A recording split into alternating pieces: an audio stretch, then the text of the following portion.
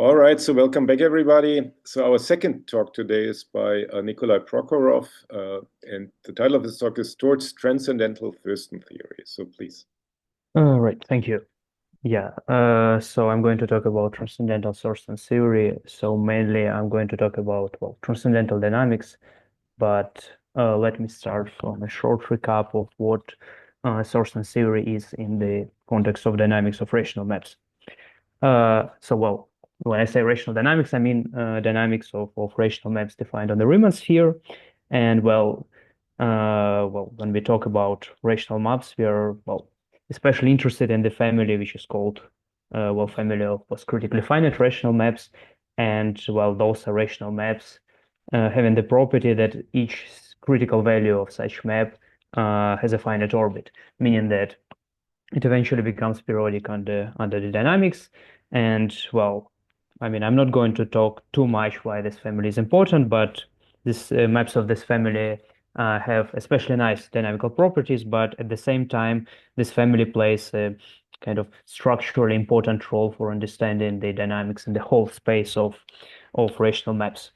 And the idea suggested by William Thurston, and I think we have already heard about this idea at the previous talk, that sometimes it's better, easier to stay in kind of purely topological context, because rational maps, they are algebraic and they're holomorphic objects, so they are quite rigid. So sometimes instead of rational maps, we want to talk about branch self-covers of two-dimensional sphere. And in this talk, we are going to think about them as about like topological analogs or topological models of rational maps. In particular, we are going to call, usually people call post-critically finite branch covers of S2 by Thurston maps. And so why these notions can be interesting? Uh, Sometimes we want to construct certain, rational maps with prescribed dynamical properties, with prescribed combinatorics, but sometimes it's quite challenging because, as I said, rational maps are quite rigid. But sometimes it's very easy to do in the context of Thurston maps, which are very flexible objects because they are like purely topological. And but still we want to apply this idea to holomorphic dynamics, and that's why we want to say like, okay, we construct some kind of topological dynamical system, but we want to say that this dynamical system is equivalent in a certain way to a holomorphic one. And this is the key question of Thurston theory. And the answer to this question was provided by Thurston's topological characterization of postcritically finite rational maps. And after this result, the whole theory has appeared. And it's a very powerful tool in the rational dynamics. So that was a short recap on the kind of classics of Thurston theory from rational dynamics. And now I'll say a few words about transcendental dynamics. So, in this talk, transcendental dynamics, it will be dynamics of transcendental entire maps, so the maps defined on the complex plane, or meromorphic maps. So these are maps defined on the complex plane with the image in the Riemann sphere. And when I say transcendental, I mean non-polynomial or non-rational. Yeah, and just few historical remarks on transcendental dynamics. During the second dawn of holomorphic dynamics in 80s, people started studying some explicit families of transcendental dynamical systems. For instance, the famous exponential family. And it started from works by Robert Devani and his collaborators, and more recently it was continued by Lasse Rempe, Dirk Schleicher, and nowadays we have very kind of satisfactory understanding of dynamics inside this family, and this success actually motivated some progress towards understanding of bigger classes of transcendental maps, and more precisely so-called finite type maps. Small remark is that it's usually in transcendental dynamics it's difficult to say something about dynamics in like for the whole family of all transcendental maps because it's insanely huge space. So we still are going to put some restrictions. We are going to talk about finite type transcendental maps. And well, what are those? These are maps having finitely many singular values. So what are singular values? Well, those are roughly speaking kind of like when we talk about rational maps, we talk about critical values. When we talk about transcendental maps, we talk about more general notion of singular values. Um, so, well, basically, what is a singular value of a transcendental map is a uh, like point where we cannot define all inverse branches.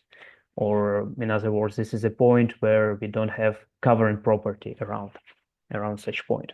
So, for instance, all critical values are singular values. Like if you take this, well, very simple polynomial and we take a small circle around zero. It has a unique preimage under this polynomial, but well, we don't have univalent branch, so it's a singular value. And well, for transcendental maps, there is another type of singular values called asymptotic values. For instance, if you take the exponential map and take a circle around zero, it has a unique preimage component, which is a kind of half plane, and this half plane is mapped to the original disk with infinite degree. So it's also we don't have like inverse branches. Yeah, and well, the family of finite type transcendental maps is a very large family, in fact. And well, for instance, several several papers by Chris Bishop, he showed that well, many things can kind of go wrong in this family, and so it's a large class, and well, however, recently there was a significant progress in understanding this dynamics of maps in this class. Uh, However, there is one tool which we well like a lot in rational dynamics, but which is missing in this context. And well, this is a framework of Thurston theory. Uh, so what exactly I mean by it? Uh, so I have already spoken about postcritically finite rational maps, those having finite orbits of critical values. And well, we can talk about also postsingularly finite meromorphic maps. So and if we have a meromorphic map G, we say that it's postsingularly finite if it has finitely many singular values. So it's a finite type map. And each singular value has a finite forward orbit. And actually, this can happen for two different reasons. Either we take a singular value and under iteration, it eventually becomes periodic. And well, there is a second situation. Uh, what can happen is that we take a singular value, we start iterating it, and it lands at infinity after finitely many iterations. And our map G is not defined at infinity. So it's kind of the case where we have to terminate the orbit because we can not longer iterate. But it's fine for post-singularly finite maps. We still like if we cannot continue iterating our singular value, that's a finite orbit for us. So yeah, we want to basically the goal is to have analog of Thurston topological characterization, but now for post-singularly finite meromorphic maps. And yeah, that's what's missing kind of in this picture of dynamics of finite type maps. And well, still some results are known. Probably well, the first breakthrough in this direction was done in work of Haber, Schleicher, and Shishikura, where they established the topological characterization of post-singularly finite exponential maps. So that's exactly the family, the explicit family I was talking about, and I mentioned that well, we have very satisfactory results for this family, and for this well, family we even have kind of analog of Thurston's result. And well, there are some direct or well indirect evidences that we should be positive about like kind of generalization of Thurston results even for larger families. But overall, this question is whether there exist and how to prove analog of Thurston's result in the transcendental setting. This question is widely open. And well, so the goal of my talk is to kind of make a setup, explain how exactly well we see the framework of Thurston theory in transcendental setting, and then to talk about some new results, more precisely about some classes of transcendental maps where some new classes of transcendental maps where we do have topological characterization. Okay, so this was like more like motivational part, and now I'll talk about, well, actual setup and introduce the necessary notions to formulate, well, this question which this goal which I informally explained here. So, well, as I mentioned at the very beginning, that in Thurston theory and classical Thurston theory, we view branch covers as topological models of rational maps. And so we want to have like topological models of transcendental maps. So, and for this, I'll introduce the notion of topologically holomorphic maps. So what are those? So suppose we have two topological surfaces, X and Y, and we have a map F that satisfies a bunch of nice topological properties. It's continuous, it's open, it's discrete, meaning that if you pick a point in Y and look at its preimage under F, the set we obtain is discrete in X. And well, so this topological holomorphic maps are just maps with nice topological properties. And well, there are some results explaining that actually it's kind of all topological properties of a generic holomorphic map, if you wish. And well, since our motivation comes from dynamics of like entire and meromorphic maps, we are going to consider topologically holomorphic maps defined on X, where X is either the whole sphere or X is a punctured sphere. So roughly speaking, the first case when we have a map from X to S2 and X is S2 itself, it's basically usual branch covers. And the second case, it's when it's kind of we have an essential singularity like meromorphic maps. We have a point of determinacy where our map F is not defined. Also, well, I'll briefly mention that we are going to, there is some condition hidden, which is called, well, parabolic type condition. And I'm not going to explain it. I'll just mention that it comes from the fact that if you have a punctured sphere and we put a complex structure in it, well, basically we have either this complex structure is biholomorphic to the disk or to the complex plane. And well, because of this choice, there is some extra condition hidden. Okay, and well, and I'm going to introduce the following notation with a dashed arrow. So I'm going to use it to indicate that my maps, my topological holomorphic maps, perhaps are not defined at a single point on the sphere S2. Okay, and so we should think about, well, these maps I introduced as about topological models of meromorphic maps. In particular, well, the notions I have mentioned before, like, I don't know, say singular values.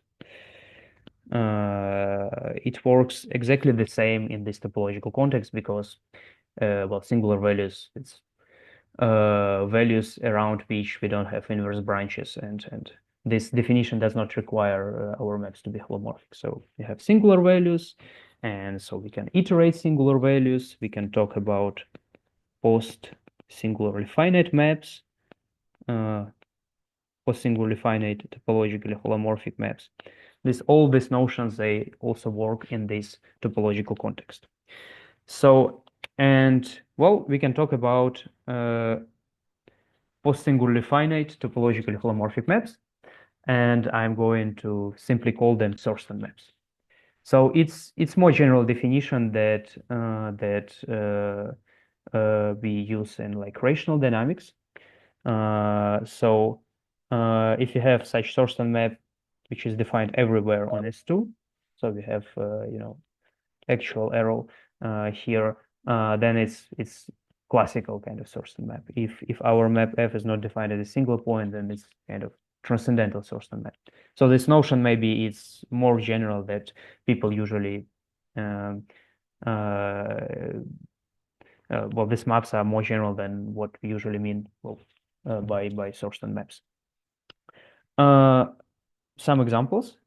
Of course, all postsingularly finite meromorphic maps, they provide examples of Thurston maps, well, in the sense of this definition. Also, well, if you want to construct some example which is kind of more interesting, some example which is not holomorphic, you can pick your favorite postsingularly holomorphic map G. So if you have such map, it has a postsingular set. So denoted by P sub index G. What is postsingular set of G? It's just all the singular values with all their forward orbits. So it's a finite set. It's like postcritical set for rational maps, but well, here we talk about singular values. So we have G, we have its post-singular set, and we can construct the following composition. We pre and post-compose G with phi and psi. And well, if we choose appropriately phi and psi, we can destroy the fact that this map is holomorphic. But if you pick phi and psi so that they preserve the post-singular set, and then the composition we obtain is still a Thurston map, which is no longer holomorphic. So this is just a couple of examples. And so yeah, at the very beginning, I mentioned that we want to understand when topological dynamical system is equivalent to a holomorphic dynamical system, and for this we need to introduce a certain notion which actually has already appeared during previous talk, but let me still repeat the definition. So we say that two Thurston maps F and G are combinatorially equivalent, or sometimes we say Thurston equivalent, if we have the following commutative diagram. So we have F, we have G, and there are two homeomorphisms, H1, H0, so that this diagram commutes. So it looks very much like, I don't know, diagram for conjugacy, well, with the difference that here these homeomorphisms are different. So they're not too different. We require them to be isotopic relative the post-singular set, which basically means that we can continuously deform H0 to H1 through family of homeomorphisms, and this deformation doesn't change what's going on with the set PF. Well, so roughly speaking, if F and G are combinatorially equivalent, they are conjugate on their post-singular sets, but outside of post-singular sets, we can kind of slightly deform continuously one map so that these F and G, they become honestly conjugate. So it's basically the same definition as is in, well, for rational maps, but just we talk about post-singular set except instead of post-critical set. Okay, and now, well, we can formulate the question which I informally stated at the beginning. So we say that Thurston map is realized if it's combinatorially equivalent to a holomorphic object, if it's combinatorially equivalent to a post-singularly finite meromorphic map. Otherwise, we say that the Thurston map is abstracted. And well, basically the key question of all this framework is to understand when given Thurston map, which can be purely topological object, is realized. So it's equivalent to some holomorphic dynamical system. Okay. Yeah, I'll briefly say a few words about abstractions. So what are those? Well, abstractions, these are, well, some features of our Thurston maps that indicate that that the given Thurston map is abstracted, well, as the name suggests. And I'll state the definition of Levy cycle, which is an example of abstraction. So suppose we have a Thurston map F. PF is usually its post-singular set. What's Levy cycle? It's a simple closed curve in the complement of the post-singular set. We require to be essential, which basically means that it's an interesting curve. It's interesting up to homotopy in this punctured sphere. So when we say that such curve is a Levy cycle, if we take this curve gamma, we start taking its preimages by F, and after some time, we find new curve gamma prime, so that Actually, gamma and gamma prime is almost the same curve. Gamma and gamma prime, they are homotopic in the puncture sphere, plus gamma prime is mapped to gamma with degree 1. So it's a cycle in the sense that we start taking preimages and we arrive at, well, at the same curve, almost the same curve we started with. And well, this n equals 1, when it's enough to take only one preimage, we simply say that gamma is a Levy fixed curve. And so, and this, why do you care about Levy cycles? Well, because if we have a Thurston map and we manage to find a Levy cycle for the Thurston map, then this indicates that the Thurston map is obstructed. The Thurston map is not equivalent to a, is not combinatorially equivalent to a post-singularly finite meromorphic map. And actually, well, sometimes it's even better. Sometimes we know that it's if and only if. For instance, for so-called exponential Thurston map, we know that a Thurston map is realized if and only if it has no Levy cycle. So we know that we just have to check that there are no Levy cycles to say that this map is realized. So that's why it's kind of it's an abstraction, but it's also a well, important class of abstractions. Okay, so I think at this moment I talked about motivation and I talked about well introducing the key notions and the setup and so on. And perhaps I'll stop for a moment and ask whether there are any questions.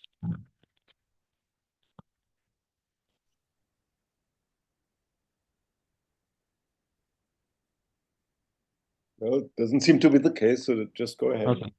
Yep. Then I'll move to well the main result that I want to formulate. And well, so it's the following theorem. I'll spend some time, well, decrypting what exactly the theorem means.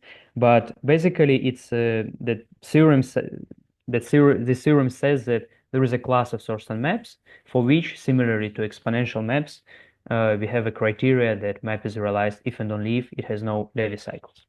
Well, in fact, even Levy fixed curves, but well. So we have an analog of Thurston criteria for the large for certain class of maps. And well, this family of maps is defined by two conditions, by condition A and condition B. And now I'll well, spend some time decrypting these conditions. So the condition A states that the post-singular set of F consists of exactly 4 points. Well, what's so magical about this number? Well, basically, if you have less than 4, so 3 or less or fewer post-singular values, then the such Thurston map is always realized. So the question is trivial. However, when we have 4 post-singular values, the case becomes well, the question becomes quite challenging, and actually that's why we have the second condition in this theorem. Well, and this condition is well more complicated to explain, but I'll try to provide an intuition for its nature. Well, this condition says that there exists a subset B of the post-singular set. This B is consists of 3 points. Singular set is inside B, and we have the following condition. First of all, this bar is a closure of F inverse of B in the topology of S2. And actually what this closure does, well, if our Thurston map F is defined everywhere in the sphere, so it's a kind of classical Thurston map, then we can simply remove this bar, it does nothing. If our Thurston map F has a point of indeterminacy, so the point where our Thurston map is not defined, that this bar simply adds this point of indeterminacy to the F inverse from B. So this is the first thing I wanted to comment. The second thing is that actually, yeah, I should have mentioned that SF is a set of singular values. Well, and PF, I think PF I introduced somewhere is like post-singular values. These are singular values and they are orbits. And so if you look at this kind of condition, well, we can conclude that the singular set of such map F consists at most 3 points. So basically, kind of, well, I have only 2 conditions, A and B, but in fact, there are kind of 3 conditions. The first one that at most 4 post-singular values, then at more, exactly 4 post-singular values, at most 3 singular values, and this mysterious one. But this mysterious condition is in fact, well, it looks complicated, but it's very simple. It's simply condition on the dynamics of post-singular values. So we have only 4 post-singular values and we have some condition on it, which, well, in fact, it's a very simple condition. And yeah, the theorem states that if you have a Thurston map with such conditions, then we have a Thurston criteria for it. And moreover, it's enough to look at very, very simple kinds of abstractions. So Sorry, now yeah, sure. May I ask very, very quickly?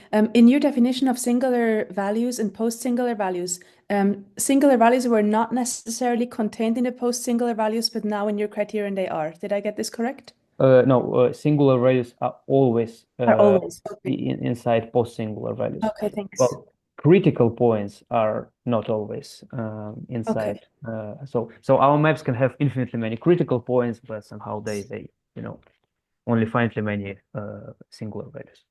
Yes, of course. Okay, thanks. Well, I also have a quick question. I mean, your criterion, does it say anything new if you just have a Thurston, classical Thurston map of finite degree on the sphere? So the proof does work when F is a finite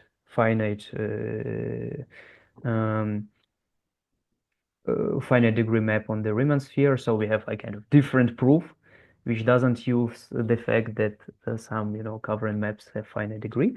But well, you can well, for finite degree maps you can derive it from Thurston. So for instance, you can derive only for if you talk about finite degree Thurston maps, you can derive this fact from Thurston's theorem for topological reasons.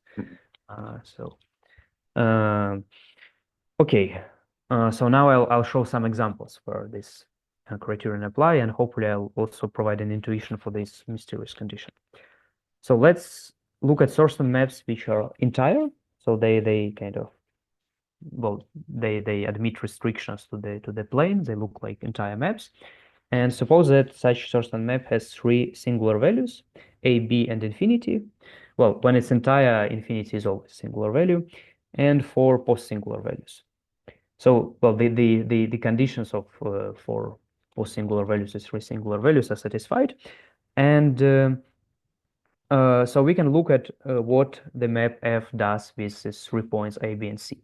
And well, if we have map F and 3 points A, B, and C, we can draw some pictures explaining, well, describing the dynamics of map F on this set of 3 points. For instance, here it's the case when point A is fixed and 2 points B and C form a 2-cycle.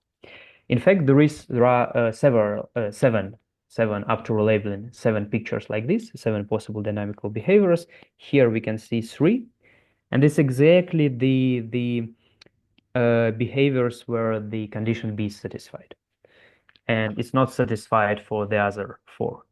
So this mysterious condition is conditioned just on these pictures. So it's in particular, if you have a Thurston map, it's something very easy to verify.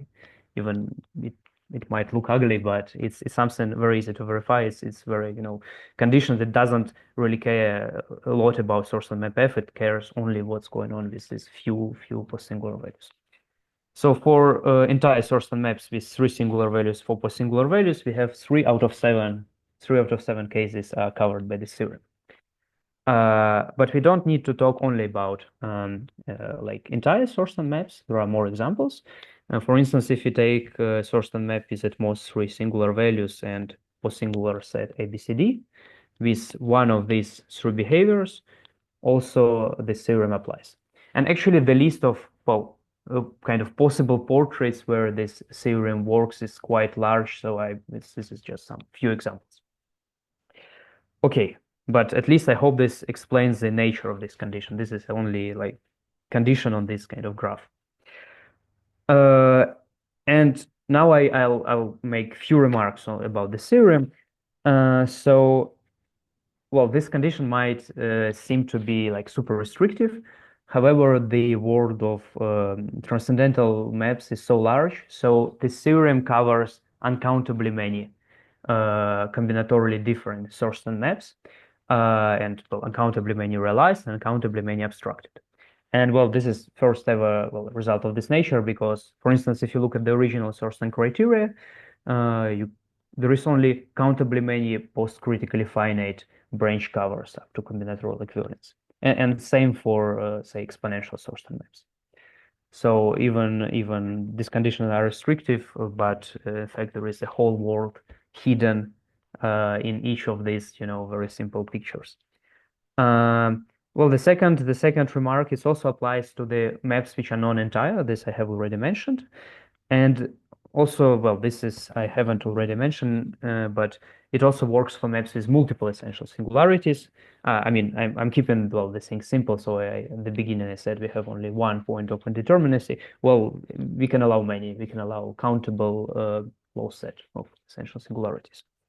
And well, and the last remark that actually, well, the tools I used, they help to obtain some further results on kind of the Thurston theory framework, and well, probably I will not have time to talk about them, so I'll just mention it.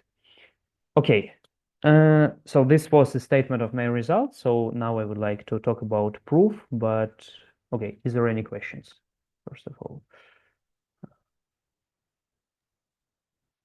So you have like these four cases that are, I mean, not covered by your theorem, right? Yeah.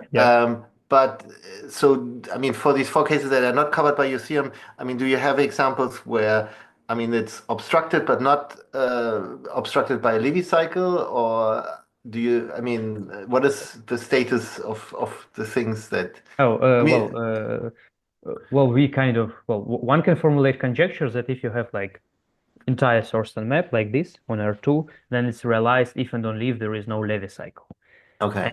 And well, it's ambitious conjecture. So you think that your criterion is also true in these other cases, but right now your proof does not work in that case. Is that correct, or?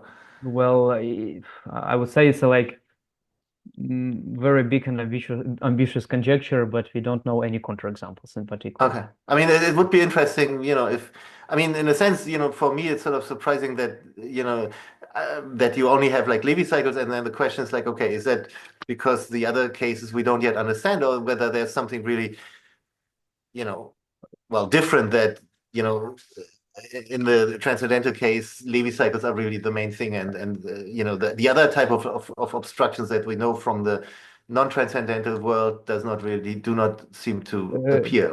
Is that the case? So well, not exactly. So here, even F is a usual Thurston map. Well, I mean, Thurston map is still only Levy fixed curves. Okay. So it's here. Oh, I wouldn't say that it's something special about transcendental maps. Okay. For transcendental Thurston map, you can construct examples. Well, I think we discussed it back in Liverpool. Yeah, I think we did. Yeah. So it's possible to construct examples where we Okay. do have interest in abstraction, which is not Levy cycle. Yeah. This is not in this case. Yeah. Okay. Thank you. Okay. So, any other questions? Okay, then I'll continue. Well, I'll start speaking about the proof. And well, I'll start from very beginning, from very informal idea. So we have a Thurston map, and we want to understand whether it's realized by a postsingularly finite meromorphic map. And so we want to check whether this Thurston map is combinatorially equivalent or Thurston equivalent to a postsingularly finite meromorphic map. And basically here I just rewrote the definition that I showed, I don't know, like 20 minutes ago.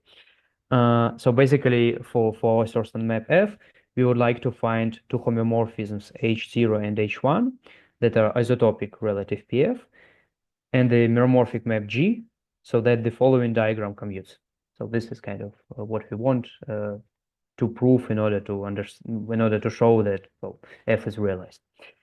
And we are going to use the following proposition to do it. So if you have a Thurston map F, and we pick a arbitrary homomorphism between like topological sphere and C hat.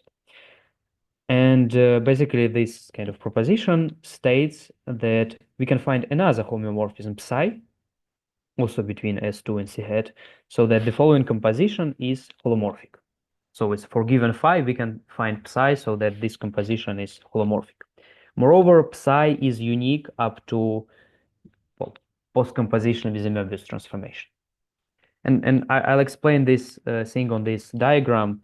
So we have our map F, we have homomorphism phi, and then what we can do? Well, we can take our complex structure on the Riemann sphere, we can pull it back by the homomorphism phi. We obtain some complex structure on S2, and in fact, we can pull it back by F. Well, which is not entirely obvious because F is not a cover and is not a homomorphism, but still we can pull back and get this complex structure in the top right corner. And then we use, well, we have S2 this complex structure. Well, we use uniformization theorem. And uniformization theorem gives us this homomorphism psi. So that's so a quick question here, right? I mean, in the punctured sphere case, I mean, you have to be a little more careful, right? Right. That's why I mentioned this type problem. So I assume that F is a parabolic type, which guarantees that what we obtain is actually a complex plane, not the disk. So it's kind of hidden in the definition. Or you can do it this way, or you can make all your objects quasi-conformal or quasi-regular. You just say that. Well, this is kind of up to isotopy. This is equivalent way of. You can say, okay, our Thurston maps are quasi-regular, our homomorphism are quasi-conformal, and then we pull back the Beltrami coefficients.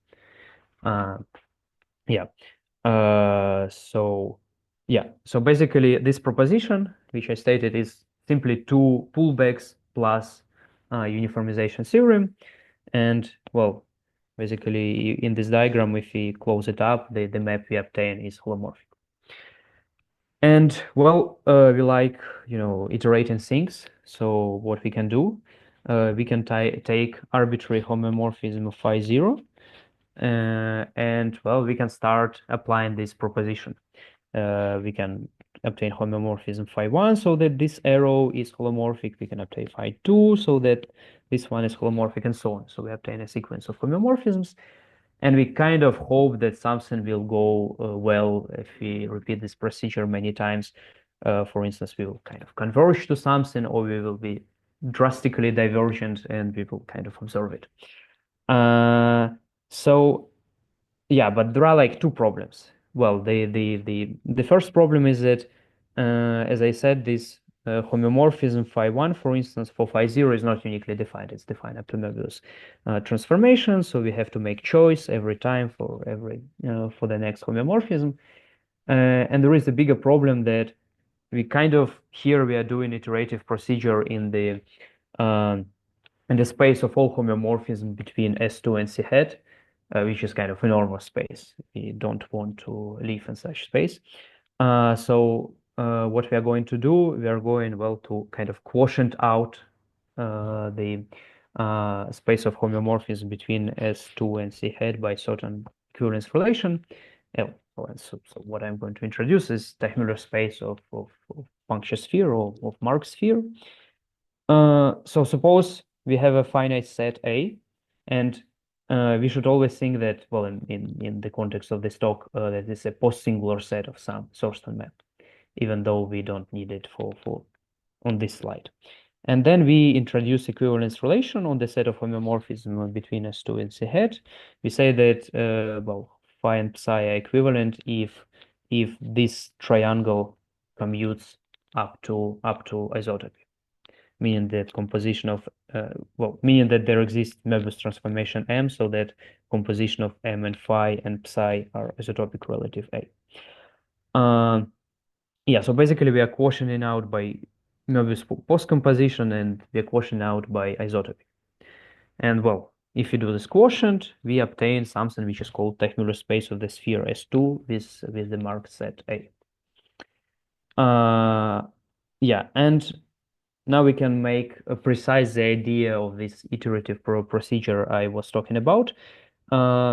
So suppose we have a Thurston map F, and suppose we pick a point tau in the Teichmüller space where the marked set is a postsingular set of F.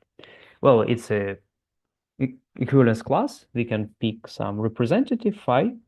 So in this diagram, we have F, we have phi, and well, we do the thing that we apply the proposition that I explained a couple of slides ago. We construct psi so that when we close up this diagram, this arrow is holomorphic.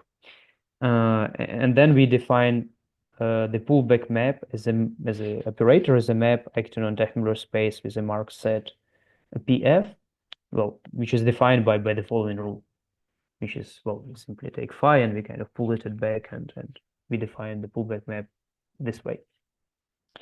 And well, the crucial property of this pullback map that the Thurston map is realized if and only if the corresponding pullback map has a fixed point in the Teichmüller space. So roughly speaking, a Thurston map is realized if it has an invariant complex structure. And when pullback map has a fixed point, it means that there is some kind of complex structure which we pull back and it's still the same, which exactly means that we have invariant complex structure. So yeah, this is the crucial property of these pullback maps. And I'll say a few words about, like, classical properties of these objects. Well, first of all, Teichmüller space is a nice space. It's a finite dimensional complex manifold in this case, and it has a natural complete metric. And moreover, the sigma map is well behaved with respect to the structures. It's a holomorphic map. It's one Lipschitz, so it does not increase distances. And well, quite often, whatever it means, it actually contracts the distances between points. So basically, if you pick arbitrary point in Teichmüller space and we start iterating it, either we converge to a fixed point and it indicates that our Thurston map is realized because of the proposition I formulated on the previous slide, or we kind of leave every compact set and we kind of escape to infinity in Teichmüller space. Yeah, and well, if you take the case of just 4 postsingular values, then the dimension of Teichmüller space here equals 1. So Teichmüller space is complex dimension 1, and its fact is just a unit disk. And this complete metric coincides with hyperbolic metric on the unit disk. So it's a case where the Teichmüller space is very nice. And I recall that in my main result, I had a condition A, which was about 4 post-singular values. So that's exactly where this condition is needed. So because then the Teichmüller space has dimension 1. So this explains why we care about this condition A, and I'll try in the remaining time explain the second condition, the mysterious condition in my theorem, condition B. And for this, I need to introduce moduli space. So moduli space of sphere with a finite marked set is an object which is somehow similar to Teichmüller space, but I would say that it's a kind of simpler object. So Teichmüller space is like space of all homeomorphisms, but moduli space is a space of all injections. So we inject finite set to the Riemann sphere. So the objects of moduli space are simpler. And well, there is a relation between Teichmüller space of S2 with a marked set A and moduli space of S2 with a marked set A, which is well induced by this map. Well, what is this map pi? It's kind of simply a forgetful map. We take a point in Teichmüller space which is defined by homeomorphism phi, and we forget everything but behavior of this homeomorphism on the set A. And it gives us map between tau, well, TA and MA, and apparently this map is a universal holomorphic covering. Yeah, and well, if you look again at the case of just 4 points, in this case, moduli space is 3-puncture sphere. As I mentioned previously, Teichmüller space is a unit disk, and well, this pi is simply a universal covering of 3-puncture sphere by the unit disk. So, and why I have introduced this moduli space? Well, because sometimes we prefer to work in moduli space rather than Teichmüller space because it's kind of, well, as I said, well, the objects of moduli space are simpler, and well, however, our pullback map is not defined on moduli space. It's defined on Teichmüller space, and we cannot descend it to the moduli space. Well, however, for Thurston maps satisfying condition B, we kind of can do it in the sense of the following diagram. So, so here at the top we have our Teichmüller space, we have our sigma maps, our pullback map defined in Teichmüller space. Here, this is the forgetful map that I introduced on the previous slide. And then this proposition asserts the existence of open connected set of moduli space W and holomorphic map G, so that we have the following diagram. I mean, it's not like semi-conjugacy because sigma F and G are pointing in the different directions, but it's not the first instance where we can see such diagram in Thurston theory. And basically, kind of we can say that we can descend the inverse of sigma F to the sigma map to the moduli space, even though sigma map is highly non-invertible map. And this theorem actually provides a control, very good control on what's going on. During Thurston iteration in the following sense. At the top, we iterate our Thurston, our pullback map. But we can look, so we have here our orbit of sigma map, but this diagram provides very good control on its projection to the moduli space. Yeah, so I'll need just a couple more minutes and I'm close to the end. This is kind of the second ingredient. This is condition B. But if you have many post-singular points for the map F, then all these objects they are of they have high complex dimension, and it's kind of difficult to work with them. But if you have only this condition A, or with only 4 post-singular values, then all these objects have complex dimension 1, and this Teichmüller space is simply a unit disk. And what we can do, we can now abstract from all this business of Thurston theory. We can say, okay, let's look at maps, holomorphic maps that are defined on unit disk and they satisfy similar diagram. So we have a holomorphic map H on the unit disk, and it satisfies the following diagram. Here, sigma is capital sigma is 3-puncture sphere, so it's kind of moduli space. We have this universal covering, which is kind of our forgetful map. So we have a very similar diagram to what we have seen on the previous slide. And basically this theorem explains what's going on with dynamics of such maps. So you can think about it as like the Wolff theorem for maps on the unit disks as defined in this diagram. And basically it says that there are 2 possible cases. So the first case is that our map H has a fixed point in the unit disk. So we basically, in this case, all the orbits in the unit disk of map H converge to the unique fixed point. And if the map H is our pullback map, it's exactly the case where the Thurston map is realized. The second case, when we don't have a fixed point for the map H, so we diverge in the unit disk. But this theorem states that we will diverge in kind of very controlled way. So if you look not at the orbit, H orbit of the point Z, but we look at its projection to our, to this level. This theorem states that this projection of the orbit will converge to the same cusp of moduli space. So we have 3 cusps to the same cusp of moduli space independently from Z. And moreover, this cusp is a repellent fixed point of the map G. So it means that map G can be extended to the neighborhood of, because map G here can be heavily transcendental, because then this map U can be, this set U can be, very bad. But this theorem guarantees that we will converge to a point so that the map G extends to the neighborhood of this point, and this point becomes, this cusp of moduli space becomes a repellent fixed point of the map G. So we have very good control on the divergence. And basically, this theorem is, well, kind of important ingredient in the proof of the main result I announced. And not only for the result I announced, it actually help in some other for some other results, because this kind of diagrams kind of appear quite frequently in Thurston theory. And well, this I also wanted to speak about this result, but obviously I don't have time, so I'll just stop here. Yeah, that's it. Okay, thank you. Any comments or questions?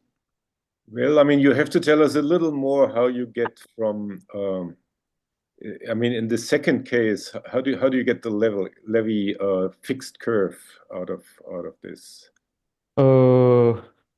Right? I mean, in your Yeah. theorem, right? I mean, the Yeah. first case, of course, I mean, we are fine, right? I mean, then we get the fixed point that we want, and we have a holomorphic model, but how do we get a kind of Levy fixed curve from the So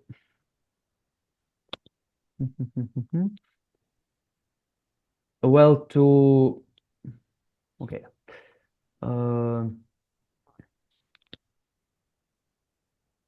Well, basically, when we have, say, we have our, I don't know, well, okay, whatever, I'll write it here. So we have our orbit in the modular space.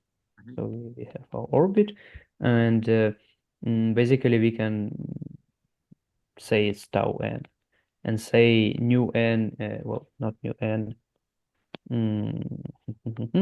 Let's assume that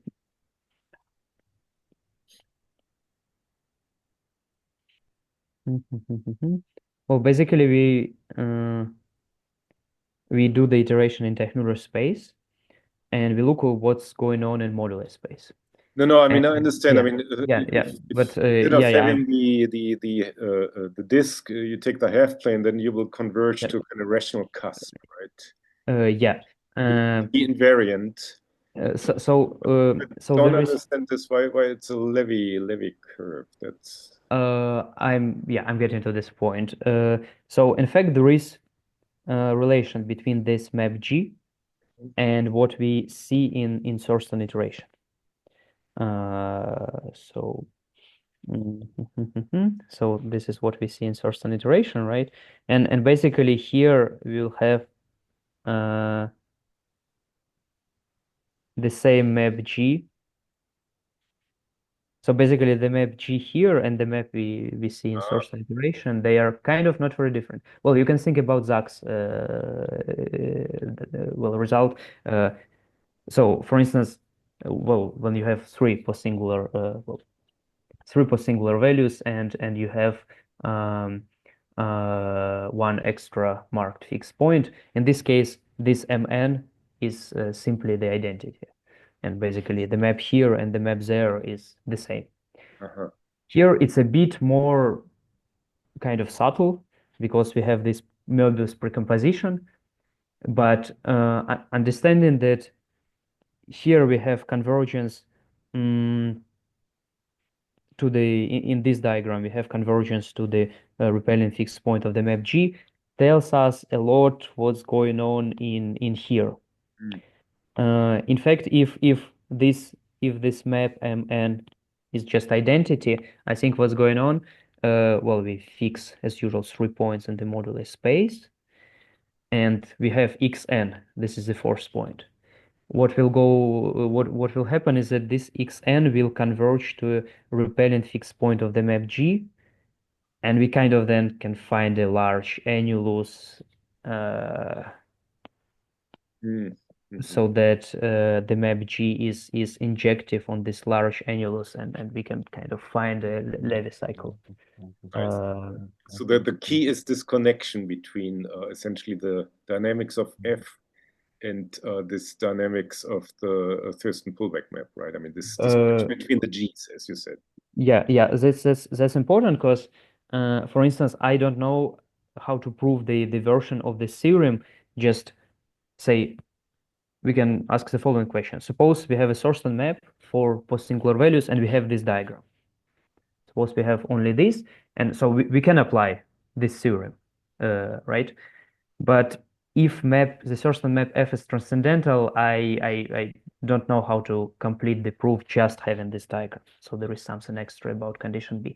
I know how to complete it, like if map F has finite degree, but for transcendental maps, just this diagram is not enough. Even though we can apply this theorem for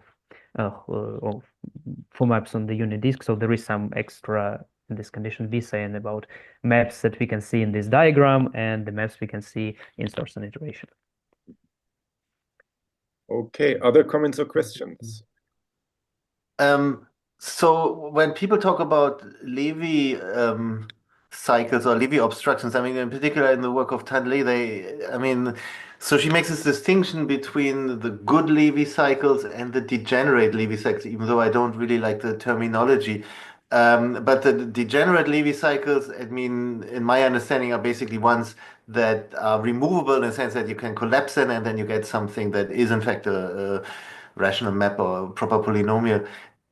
So in your setting, is it also possible that sometimes you may kind of remove the Levy cycles and then get like a holomorphic map from that or not? Okay, yeah. I should have the answer. Well, these Levy cycles, they are not degenerate in the usual sense. Well, Okay. the problem with the notion of degenerate Levy cycle, I think usually when you have a degenerate Levy cycle, say it's degenerate Levy cycle, you require that kind of this phase is mapped to that phase. Yeah. Here it's I don't know, I call them weakly degenerate. So because it can kind of so there is a connected component of the complement of this Levy fixed curve where our map is univalent, but it's not necessarily maps it to the same kind of I don't know whether it makes sense what I'm saying. So I don't know if we have say points like this and the same points here. Yeah. And so we have this is say gamma prime and this is gamma. Yeah. Usually for degenerate Levy cycles, we require that this phase is mapped to that phase. Yeah. The same post-singular values are mapped to the same post-singular values. But in theory, in here it's almost the same, but it can go like this. So the answer is yes. It's kind of it's something we can collapse, but it's not degenerate Levy cycle in this sense of a classical definition. I mean, I don't care about, but Yeah. the question really Okay. is, can you collapse and Yes, then yes. remove these obstructions and then get something that, Yeah. is So not obstructed anymore? That's the main question, really. Yeah. yes, yes, we can do it. And actually, this Levy cycle, we can prove that this Levy fixed curve is always unique. So we have Okay. kind of canonical, Okay. Oh, okay. Yeah. Good. Okay.